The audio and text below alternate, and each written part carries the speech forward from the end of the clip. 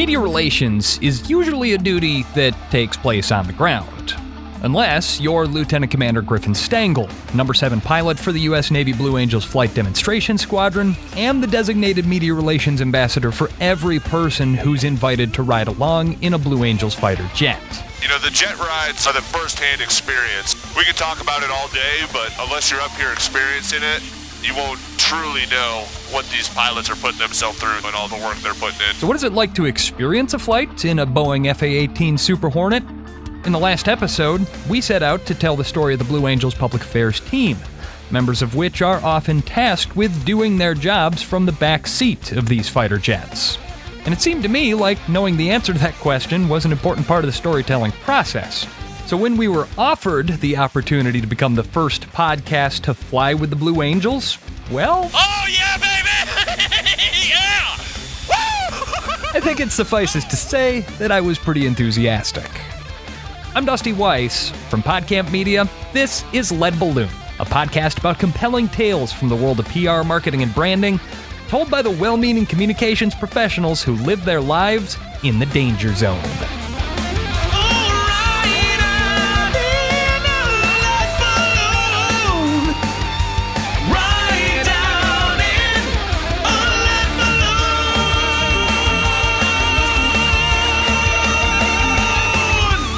Thanks for tuning in. A couple of quick notes here. If this is your first time joining us on Lead Balloon, welcome. We tell stories of strategic communicators doing their jobs under the most intense, high-stakes professional circumstances most of them have ever faced in their careers. Because I think there's a lot that we can learn from those stories. Our catalog of episodes includes White House communicators, some of the internet's most famous social media managers, marketing executives from companies like Coca-Cola and LinkedIn. So if you are a branding, PR, or marketing professional and you like hearing these stories from the people who lived them, make sure you subscribe to Lead Balloon in your favorite podcast app and go back and check out some of those past episodes as well. Also, podcasts are an audio medium, but flying in a Blue Angels fighter plane was a highly visual experience. I captured a ton of awesome video and I cut it together into a video mini-doc. The link is in the episode description. It's also up at the PodCamp Media YouTube page or at podcampmedia.com/leadballoon. This episode is part 2 in a 2-part series. In part 1, we embedded with the Blue Angels Public Affairs team at the Chicago Air and Water Show. We got up close and personal with the details of how they do their incredibly intense jobs and how they handle that pressure. And we learned about how they're called upon to run photography missions in the fighter jets themselves and run the risk of literally blacking out on the job. I called it the most elite public affairs unit in the world, and I stand by that more than ever now. But the point is, if you missed that episode, go back and check it out, either after or before this one. The order doesn't matter. And you'll get a full appreciation of the history and mission of this iconic squadron, which, as we established, has at its core a branding, marketing, and public relations directive. I wanted to get a first-hand understanding of what it's like to try and work in an elite public affairs unit like that. And so, the Blue Angels team invited me to their home base in Pensacola to see if I had what it takes to do my job under those extremes. So I flew in on a Monday, and I was up at 4:45 on Tuesday morning, caffeinated and ready to rock. Well, as ready as I could be, anyway. Well, it's early, and I'm waiting at an undisclosed location for MC2 Cody Hendricks to come and escort me onto the naval base here. Didn't sleep great, but I've definitely slept worse. We've got briefing at 06:45 coming up in about a half hour. A few minutes later, Cody pulls into the parking lot. Good morning. Yeah, you want me to follow you? All right, let's do it. We make the short drive out to Naval Air Base Pensacola. Turning right into Forrest Sherman Field, home of the Blue Angels. And park outside a huge nondescript warehouse, behind which I can see the unmistakable blue tail of the Blue Angels C-130 transport plane sticking up like a shark fin. I haul my gear out of the rental, and we make our way through another level of security. Hydrated? Been hydrating like a marathon runner, man. Nice. I'm not kidding either. Over the last 24 hours, I have taken to heart every piece of advice the Blue Angels Public Affairs team has given me about preparing for the physical ordeal I'm about to endure. 2 big, bland meals to stick to my ribs, no wine or booze with dinner, and as much rest as my keyed-up brain would let me get. I have been waiting for this day my whole life, and I want to give it my all. No, it's cool though. I got butterflies. This is one of those things that wanted to do since I was like a 7-year-old kid, man. Yeah, it lives up to the hype too. You'll see it's. Cody walks me into the building and up a flight of stairs into the administrative offices of the Blue Angel Squadron, which are already bustling in spite of the fact that it's just past 6:30 in the morning. I get changed into my navy blue flight suit with gold lettering, and then I'm introduced to Number 7 Crew Chief Cam Tuzon and Comms Tech Dale Pascua, who will be conducting my safety briefing and getting me strapped snugly into the plane. Their jobs are primarily centered on the aircraft, its care, and maintenance, but as we learned in the last episode, every member of the Blue Angels team, even the wrench turners, are trained in public affairs best practices, because every one of them is expected to support its public affairs mission when they interact with the civilian population. We start off with cockpit familiarization, where Cam shows me photos of the interior of the plane and makes it clear that mine is strictly the role of passenger and observer here. Is anything that is black and yellow you will not touch. Got it. Don't touch, and then above all, do not touch that. He points to a big black and yellow loop in the footwell, the handle to engage the emergency ejection seat. If you touch that, the canopy goes up, you goes up, and 7 ends up coming back in convertible. We don't want that. I gotta say, this is the first assignment I've ever been on in which the topic of ejecting from an aircraft is even a remote possibility. We call it the bonus right now. It's not going to happen, but just in case if it does happen again. But in the ounce of prevention milieu, my briefing includes instructions on how to eject from the jet. So when he hits the eject, the sequence goes canopy, you, and then him. Like I said, you don't have to worry about anything. How to keep all my limbs attached. Since you're sitting on a rocket and the rocket's about to go up, we don't want any limbs hanging out. So Right. that's the reason why we Anything do this. you want to keep. Yes. Tuck it away safe. Exactly. And even how to deploy and land a parachute. And when the chute deploys, you're going to see these 2 red handles. You're going to go grab those 2 red handles, and then you're going to pull down as hard as you can. I won't lie, all this talk about ejector seats is a little off-putting, but I know that realistically, my odds of having to put it into practice are incredibly slim. Rather, the hazard that I know I'm going to face today is that posed by the first and second laws of physics. When we shadowed the Blue Angels public affairs team in Chicago, we learned that the FA-18 Super Hornet's quick, fierce maneuvering capabilities exert up to 7.5 times the force of gravity on pilots, photographers, and passengers when they fly. That amount of G-force will pull the blood away from your brain if you're not prepared for it, causing G-lock, gravity-induced loss of consciousness. And since unconsciousness would seriously impede my ability to document the conditions under which the Blue Angels public affairs team performs its duties, We have this technique called AGSM, which is anti-G-strain maneuver. What that does is it pretty much prevents the blood leaving our brain when we're pulling G's, and it prevents us from G-locking, which, if that does happen to you today, sir, don't be alarmed, don't be ashamed. Don't be a little ashamed. You don't do this for a living. So AGSM is pretty much, you're in a squat. Flex your calves, you're going to flex your thighs, hamstrings, your buttocks, and you're going to imagine me punching you as hard as I can in the stomach. So you're going to flex as hard as you can. as if locking up every muscle in the lower half of my body isn't enough, there's also a special breathing technique, which I'm expected to execute while my body weighs the equivalent of 1,200 pounds. So you're going to take a deep breath, quarter breath out, lock it down, and then every 3 seconds you're going to take a quick exhale, inhale.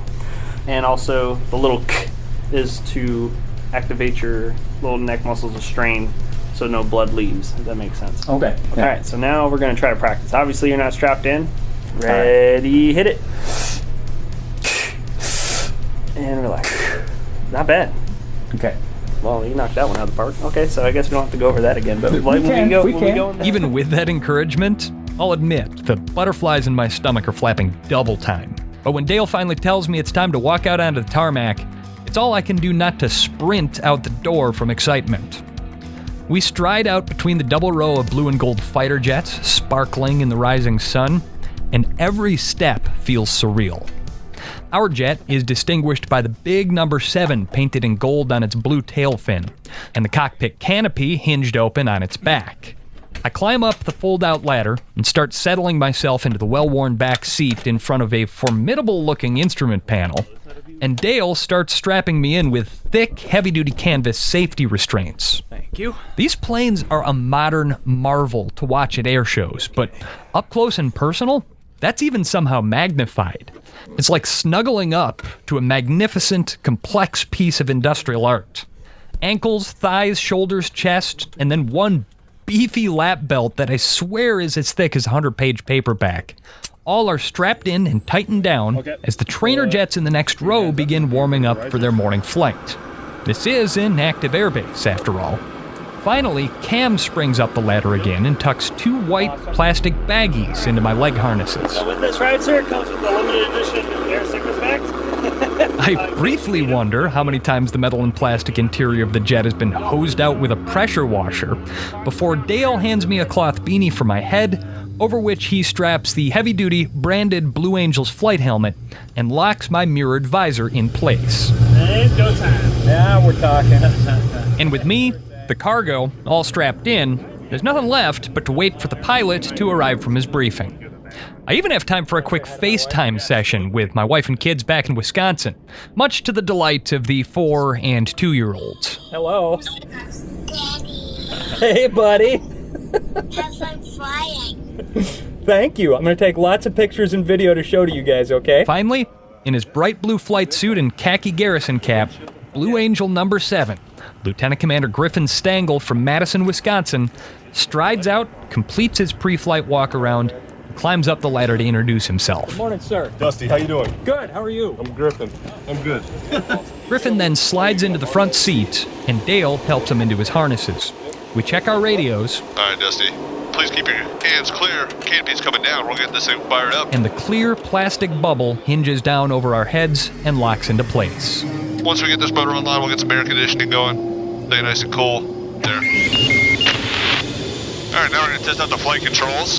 Griffin works the controls, the flaps on the wings and tail swing wildly through their range of motion, and the plane rocks with the sudden movement. Directly off the nose of the plane, I see Dale and Cam signaling Griffin using their arms that everything's functioning as it should. Griffin guns the throttle and the plane pulls out onto the taxiway, while Dale, Cam, and the technicians actually applaud. As we discussed, part of the branding is that every flight of the Blue Angels planes is a celebration, even when it's just a ride-along for some nerdy podcaster. And as we bump our way out to the runway, Griffin and I get to know one another between bursts of air traffic control radio chatter. So, Lieutenant Commander Griffin, got to ask you before we do this here, what is an appropriate level of enthusiasm for a backseat rider to demonstrate? Hey, as much as you want, man. I would say, if you're excited, don't hide it. I can always turn you down if you start yelling in the back. And I might get loud. That's all right. I'll give you a roller coaster ride. Oh, love it. I heard you knocked out an MMA fighter in Hawaii. That is true, yeah. And I'm thankful we didn't step in the octagon afterwards. Well, whatever he got, give me just short of that. All right. Just short of that. Griffin positions the plane at the end of the taxiway behind a line of other air traffic all queued up for takeoff. But with a word from air traffic control, Today's 17, give way to the Blue Angel on Alpha. all the other planes move off to the side, making way for us. Busy out here this morning. Blue Angels take precedence at Air Station Pensacola. All right, brother, you ready to go? Absolutely. We turn out onto the runway, For a Slug Max Afterburner. and it's like I've been thumped in the back by a giant hammer. There's the light off.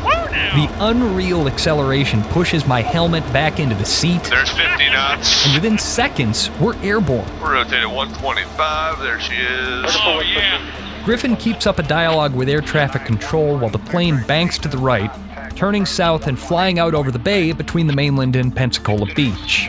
It's immediately apparent how much different this plane is from anything else I've ever flown in. The way it moves through the air is effortless. There's no strain. The power from those 2 jet engines is smooth and more than capable of doing whatever Griffin asks the plane to do. By comparison, the commercial airliner I flew on to get here feels like a city bus with wings duct taped on. We coast easily up to 3,000 feet out over the inlet to the bay, and then air traffic control chimes in with our clearance up to 14,000 feet. Blue Angel 7, climb maintain 14,000. Most planes will make that ascent over the course of 5 minutes or so, but the Super Hornet does it in 20 seconds flat. All right, up we go. Here we go. Oh, yeah, baby! Yeah! With no warning, my reaction surprises even me. I am squished back into my seat like it's a rocket launch. My head and arms double and triple in weight, my stomach lurches, and the water below falls away like a set piece. In that moment, every roller coaster in the world is ruined forever. And I cannot contain the giddy surprise that spills out of my mouth. Oh, sorry about that. Hey, it's all good. Hey, we're gonna do a little 0G pushover coming up here, all right? Yes, sir. All right, and here we go. Ascending at upwards of 500 feet per second, Griffin eases us out of that climb into a shallow dive, and suddenly, I'm floating in my restraints. I say floating, but really zero gravity feels like falling. It's a trick of physics, of course, because relative to my previous momentum straight up, we are basically in free fall. My brain struggles to mediate between what my eyes are seeing and what my inner ear is feeling, and I realize I'm grinning like an idiot as I sink back into my seat after 7 or 8 seconds of weightlessness. Still feeling all right back there? Oh man, I would fly commercial a lot more if it was like this. The coastline disappears behind us at 500 miles an hour, and it's time to get to know Griffin in his role as a media relations practitioner and pilot. It's time to see what this Boeing FA-18 Super Hornet can really do, and it's time to see if I've got what it takes to handle the punishing experience of naval aviation public affairs. And that is all coming up in a minute here on Let Balloon.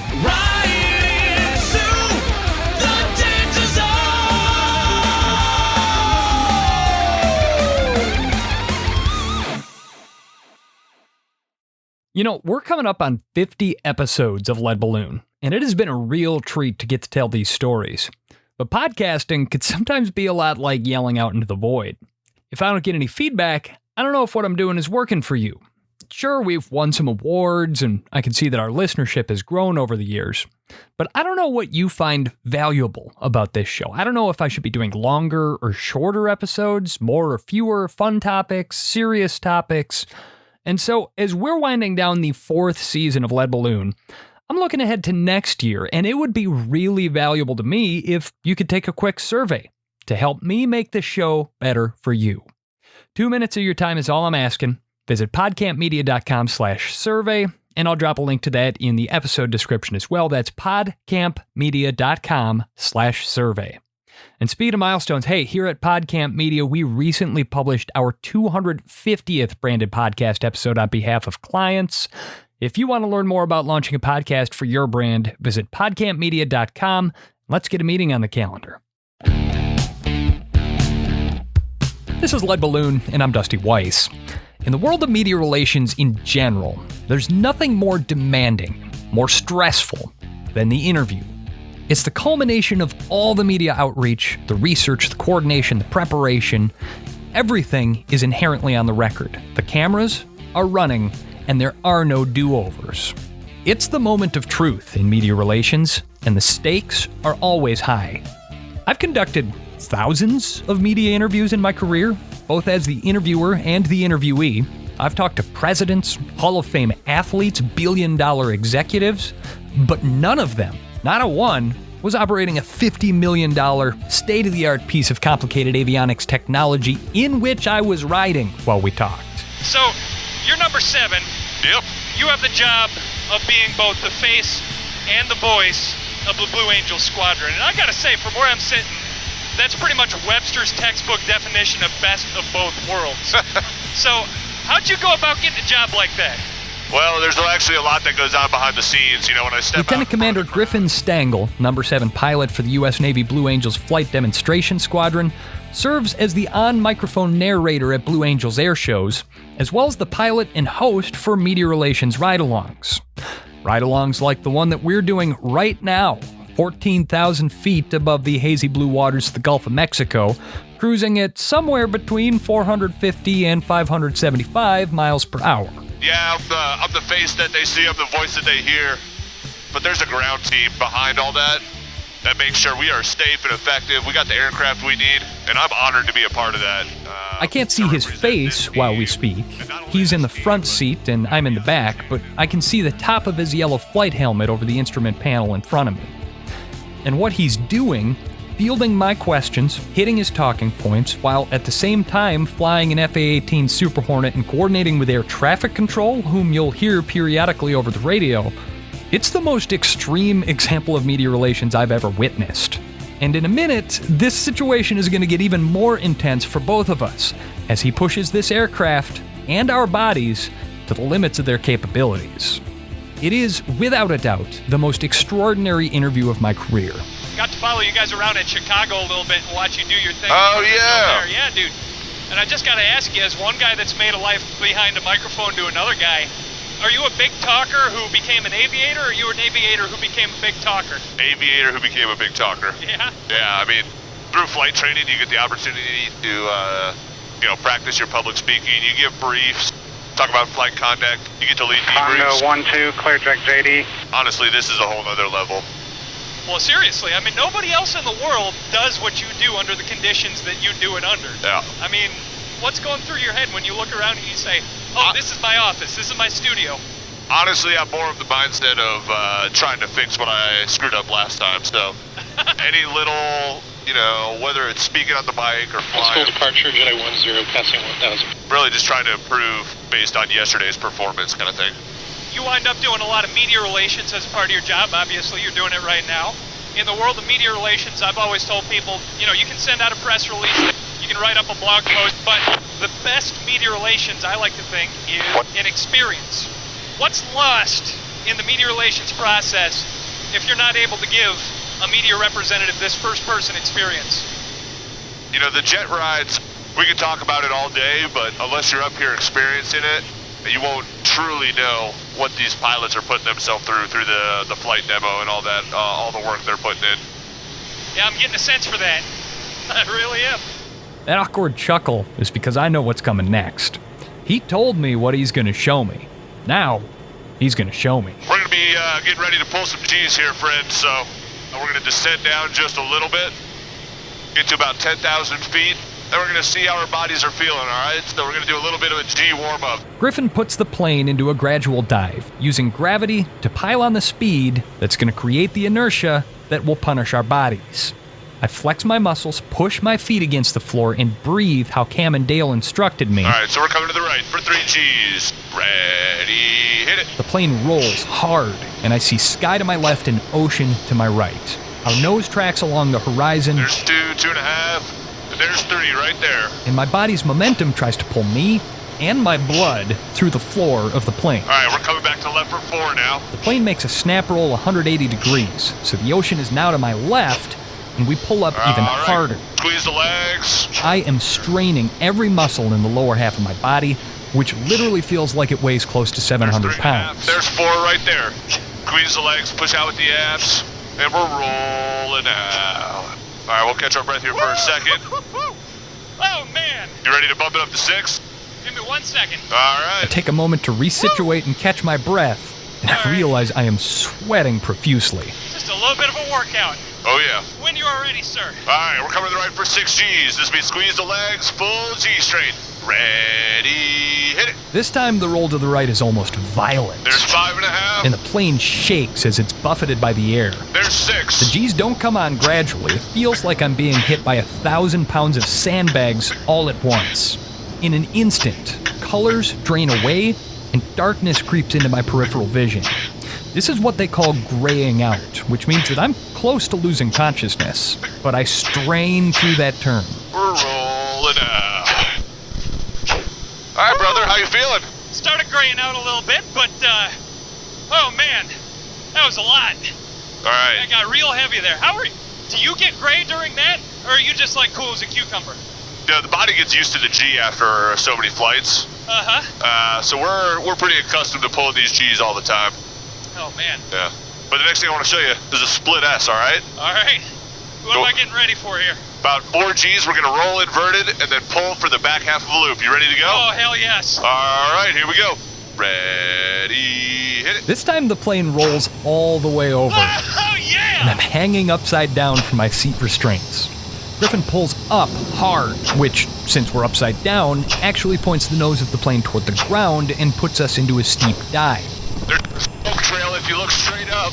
Condensation billows up over the wings of the plane as the aerodynamic pressure forms little clouds. This is incredible! As we finish the half loop and grind back into level flight against our 4 Gs of momentum. Yeah! Woo! The alarm sound is likely some kind of stall warning, basically an automated reminder to the pilot that they're doing something crazy, which, well, duh. Oh my god! Between fits of giddy yelling, I'm literally panting for breath, my head is spinning, and my normally rock-solid stomach is trying to recombobulate its cardinal directions. Oh, you know, you can talk about that non-stop. You can get briefed, you can be told what to expect. But until you do it. Then when it hits you, that is not even what I expected. Alright, well, next thing I'm going to show you. We're going to slow it down just a little bit. Nice, easy roll, alright? So all we're going to do, be about 2 to 3 G's at most. We're setting up for the delta roll. And up we go. We swoop down out of the sky toward the water, and then begin a gradual climb. There's 22 degrees nose high. Little push, little roll. Imagine a giant invisible cardboard paper towel tube. The delta roll takes us gradually around the inside of that tube with our feet facing out as we drift upside down through a complete 360-degree roll. As we're upside down here, just imagine there's 5 other aircraft flying formation off those gold wingtips right now. It's not scary or violent like the high G turns. This is just majestic. And that's what these guys are doing day in and day out. All right, next thing I want to show you is the half Cuban 8, okay? We're going to go up, basically the first half of a loop. All right. And then once we are upside down, pointing the other direction, we're just going to roll upright. This is what the diamond does on takeoff, all right? All right. And, more G-forces tug at my body, more clouds form rushing over our blue wings. There's pure vertical. And we're pulling over the top. We're flying straight up into the sky, and for the FA-18, it's effortless. And if you look straight up, you can see our smoke trail where we just came from. And all 4 diamond jets will do this right on takeoff in diamond formation. Wow. All right, we're going to speed things up a little bit, okay? Oh, God, okay.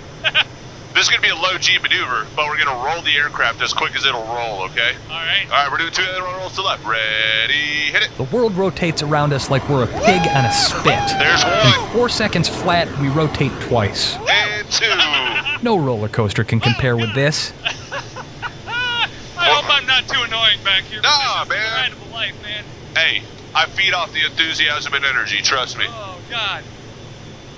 All right, next thing I'm going to do, we're just going to do some 0 G flying, all right? Like the astronauts do for their space training. All right. And we're just going to push over for 0 G's, okay? All right. Free fall again. There's half a G and there's 0. Floating in the seat right now, Incredible. totally weightless. I look at my arms in disbelief as they float in the air. It's like a crazy dream. It doesn't seem real. And we're coming back down. It occurs to my oxygen-starved brain that this is my chance to prove that I'm capable of doing my job under the same adrenaline-soaked conditions as the Blue Angels Public Affairs team. So, they told me that all the pilots have a call sign, Yeah, and it's a call sign that they earned, and that yours is push pop. yeah. Tell me about that. Well, I'll tell you the long story, but the short version is I'm an ice cream eating champion. Okay. It was on a carrier. My stomach might have gotten a little upset afterwards. So it does happen to you. Well, when somebody challenges you to an ice cream eating contest, I'm not one to back down, you know?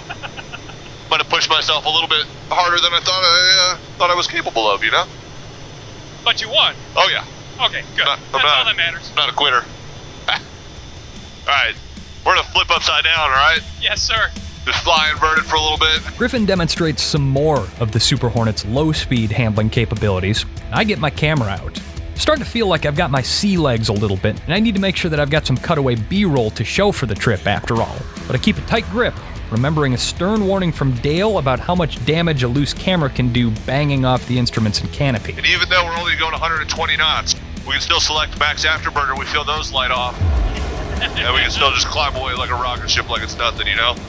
What other aircraft have you flown besides the FA-18? To be honest, not a whole lot. The trainers, the T-45s, which are parked right next to our jets there on the line. And then I've also flown the T-6, which is also flown in Pensacola there. So besides that, had a little bit of civilian experience flying like single-engine Cessnas, that kind of stuff. But that's pretty much it, you know? So obviously nothing else that stacks up to this. No, I remember the first time I took off in an F-18, and no kidding, lit the afterburners for the first time, but it's a pretty wild sensation. Are you going to be spoiled for the rest of your life? You know, there's that distinct possibility, but, that just kind of reminds me to take every day, give it 100%, and not take anything for granted, because you never know when, life changes, and next thing you know, you already had your last F-18 flight, and I don't know what that day is going to be, but I'm going to take advantage of every day I can leading up to it. Yeah, this is a gift, man. This is a top 5 life experience right here, and I know you don't take it for granted, and that's awesome. Before I black out or puke back here, I just want to make sure I thank you from the bottom of my heart for making this possible, because this is special. Well, I'm glad you're having fun, but the next one I want to show you is the minimum radius turn, all right? And all it is, it's a high G maneuver, all right? So as we do the 360 across the horizon, so we'll roll the aircraft 90 degrees angle bank to the left and basically just pull level. That first 90 degrees of turn is about 7 Gs, okay? Whew. So it'll be a full G strain. And then as we continue the turn, we're going to keep going at about 5 Gs as we back it off just a little bit. But even though we're backing off from 7 to 5, you got to keep that full G strain going, all right? I start my breathing, trying to get as much oxygen to my brain as possible, and put my head back against the seat. I know what's coming this time, and I know it's gonna hurt. You ready to go? Yep. All right, coming left for the mid-range turn. Ready, hit it. 1,200 pounds of crushing pressure hits me all at once. Immediately I gray out, and I'm seeing the world from the bottom of a long, dark tunnel. I'm still fighting for consciousness and flexing my legs, but even my limbs feel miles away. I hear Griffin taking his own G-strain breaths, but to me, everything's echoing. Even the skin on my face is being dragged down to the floor of the plane, but slowly, finally, the pressure eases. Colors run back into my vision, and the plane levels off with the horizon. Yeah! Yeah, baby! Nice work. How you feeling? Woo! Almost lost it there. Oh. Real nice work. We hit 7 Gs on that one. You lose a little vision on it? Yeah, no, I definitely grayed out. And then, you gave me a break at just the right time there, because I was taking a nap. Well, I heard you working back there, so I'm pretty sure you didn't go all the way out. No, but really there. nice work.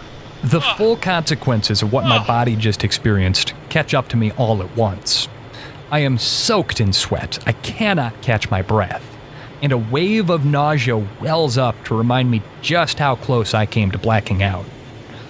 The laws of physics are rules, not suggestions. They cannot be broken, and they don't appreciate being defied. They will make you pay for hubris. I swallow a belch and try to power through. So you wind up taking a lot of media people out. Yeah, usually, I do at least one media ride every air show we go to. How do people typically react? You get the full, hey, I just want to go fly around, maybe do one loop. And then you get the people who are like, I want more G's. And I'm like, I can't, the jet won't give you any more. That's all I got, you know what I mean? There's some people who have gotten pretty stick right off the bat, and they just want to turn around and come home. And, dude, I totally get it. Do you get a good sense when you meet somebody how they're going to do up there? Can you look at them and be like, oh yeah, no, he's going to black out or she's going to be a champ? Not really, actually, because, it's all based on, physical conditioning, hydration, and, to be honest, like sleep. So if you're rested, hydrated, and in decent shape, you're probably going to do pretty well. And that's why we kind of do a little bit of a warm-up. We don't go right off the bat with 7.5 Gs. We save that for the end of the flight. I have no idea how Griffin is still so chipper. I feel like I've been hit by a truck. I was feeling great for the first 45 minutes of this experience, but that 7G minimum radius turn flipped a switch for me, and now I am struggling just to have a conversation. As professional communicators, it's our job to use our words to describe things to other people and to make them understand. And as I'm sitting here right now looking around me, we're flying through the clouds, the sun filtering down, ocean below us. I'm going to get home eventually. I'm going to have to sit down and pound out my feelings about this onto a keyboard and then recite that back into a microphone. I need some help. Yeah. I need some help. How do you put to words this experience for the folks back home?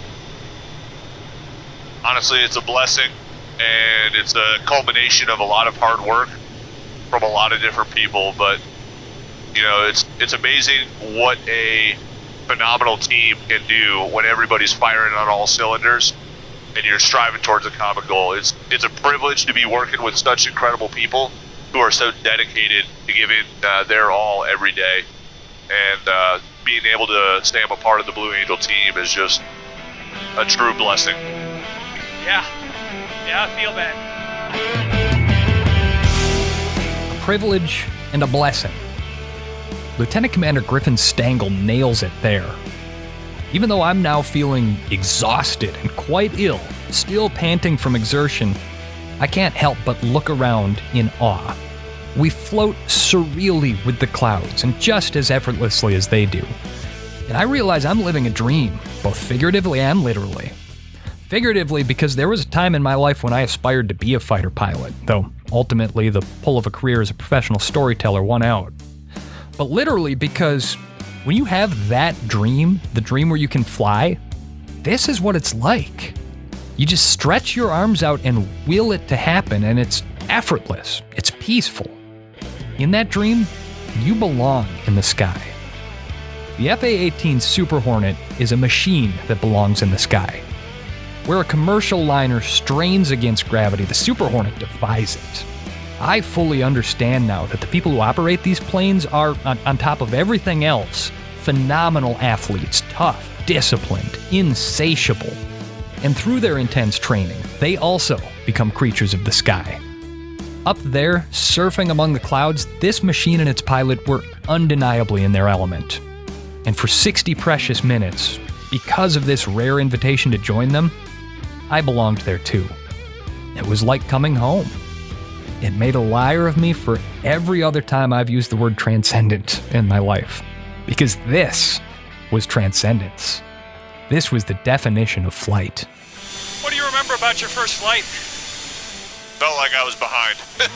Yeah. Like, just, you do so many sims, and you mentally prepare for what you're about to go do, but all the, the sensations of flying the aircraft with so much power and just being able to maneuver so quickly, it's different. And it's an experience unlike anything else, That it is. We begin a leisurely flight back to the coast, and Griffin tells me that there's one last maneuver that he wants to show me, the carrier brake. Basically, it's a sideways skid through the air designed to slow the jet from its cruising speed of 400 knots to its landing speed of 130 knots as it comes in to land on an aircraft carrier at sea. We'll be landing at the airfield, though, so he has to ask the tower for permission. Sherman Tower, Blue Angel 7, 15 miles to the west. VFR for the initial request of carrier. Blue Angel 7, Sherman Tower. Report the numbers are 7 left, carrier brake and early descent within 5 are approved. Carrier brake and descent within 5 is approved for 7 left, Blue Angel 7. I do everything I can to steel my frazzled nerves and flip-flopping stomach for one more high-G maneuver. Except this time, instead of an ocean more than 10,000 feet below us, I'm looking straight down at the busy runway just 1,000 feet below. Blue Angel 7 braking. 7 roger. Coming left, here we go. We wheel around just a few hundred feet above the trees, swamps, and suburban homes west of Pensacola. There's 4 Gs. And line up for our landing. Rolling out. Nice work. Oh my God. Blue Angel 7, change to runway 7 right, check wheels down, runway 7 right, 1030 at 9 are clear to land. Clear to land 7 right. I got 3 down and lock for Blue Angel 7. And we'll be on deck here very shortly. No big deal. Pulled 7 Gs today. Easy peasy. What about 500 knots at one point? No big deal. Pretty sure I just put on 5 years. Hey. 5 years of living right there. Oh my God. Hey, Navy will give you a couple gray hairs, but I'll tell you, that's the biggest lie of that Maverick movie. Tom Cruise has been in the Navy 30 years, doesn't have a gray hair on his head. And it'll be a little bump here as we touch down. And just like that, we're back on solid ground. We taxi back to that line of Blue Angels fighter jets. Dale guides us into park, Griffin pops the cockpit canopy, and I breathe in that warm Florida air. Even though I am exhausted and still a little ill, I am already sad that this experience is over. Griffin slides out of his seat and shakes my hand. Hey. Woo! Awesome job. Dale gets me unhooked from the restraints, and I climb down on shaky legs to the tarmac. There, I'm reunited with MC1 Cody DCO, whom we met when we embedded with the Blue Angels at the Chicago Air and Water Show. And he leads me back to the office complex, where I flop down on the couch and nurse myself back into shape with several cold glasses of water. As I'm recovering, I'm visited by MCC Michael Christopher Russell, one of the Blue Angels public affairs chiefs who coordinates the public affairs team. And he reminds me just how rare the air is that I've been breathing today. You know, we've had country bands since I've been here. We've had a variety of different officials, military reps. We've had social media influencers. It's a great way for their fans who may not normally watch anything to do with the Navy to get a peek into what a F-18 is, you know. But then you get them in the back seat of that thing and really put them through their paces. I mean, that's just the kind of thing that has to be experienced to be believed, almost. Yes, sir. I feel like it was certainly, I'd even go so far as to say, life-changing for me today. I don't think that is any kind of an exaggeration. What do people take away from an experience like that? I remember the first time, I know this is a personal story, but I remember the first time I flew on an airplane, how when I was up above the world looking down, how small it made my problems feel to see how vast it is. And you know, an F-18 is so different than a commercial airliner, but I think that it's such an exhilarating experience that, you know, the people that are fortunate enough to go in the back seat, they're going to share that with their family and their friends, and it is definitely, like you said, it's going to touch them to where they're never going to forget it, and it's definitely a unique thing that not very many people get to do. Yeah, certainly. Last question then, I guess, because I know that you've got to bounce here. What do you absolutely love about your job? Well, most people on the team, you know, they're constantly working on the maintenance of the jets.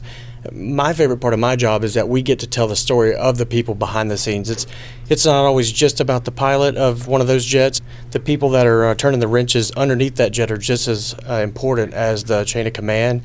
My favorite part about being on the Blue Angels in the public affairs office is that we get to put that spotlight and move it around to the whole team. And so I just enjoy being able to highlight the hard work of the sailors and Marines on this team. And let's not forget the people that tell the stories of the people that support the squadron, too. Yes, They're part of that process, too. That's true. That I think gets overlooked a whole lot. Yes, sir. And that's why we wanted to do this podcast. So Awesome. I thank you guys so much from the bottom of my heart for having me for this experience. It's just been a great day, a great couple of days actually spent with you guys. And I look forward to telling the story of the storytellers, I guess, as it were, for this one. Well, it's nice having you here, and we're glad to be here. Thank you, Chief Russell. All right, sir. Appreciate Thank you.